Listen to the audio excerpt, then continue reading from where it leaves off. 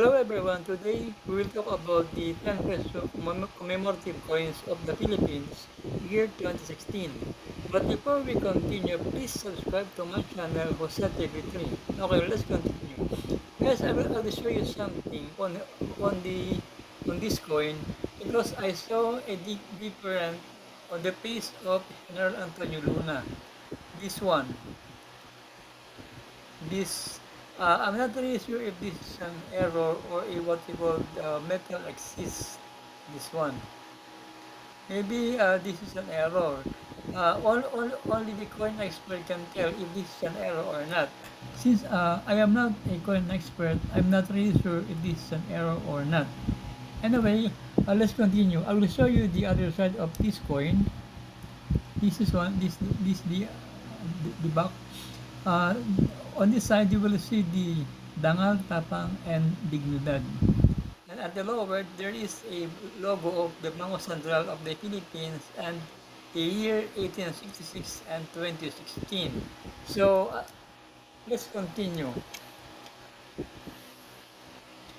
The 2016 10 peso coin featuring General Antonio Luna was a bimetallic limited edition commemorative coin issued by the Bangko Sentral ng Pilipinas BSP to celebrate its 150th birth anniversary 1866 to 2016. It features Luna's portrait on the obverse with 150 years, the BSP seal and word like Dangal, Tapang, and Dignidad on their breast and can be valuable to collectors depending on conditions of the coin. Now, let's talk about the coin details.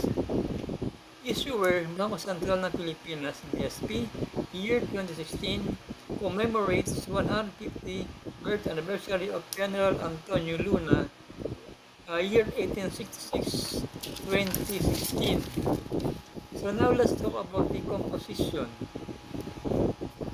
Bimetallic aluminum bronze center in a copper nickel ring. Weight 8.7 grams, diameter 26.5 mm, reverse front portrait of General Antonio Luna, reverse 150 years BSP seal and word like Dangal, Tapang, and Dignidad. Collector's value. So now let's talk about the collector's value. While a circulating commemorative, its value can increase for collectors, especially in uncirculated or pristine condition, with some even discussing potential high collector's price or value. So guys, this coin is a collectible 10 peso coin commemorative.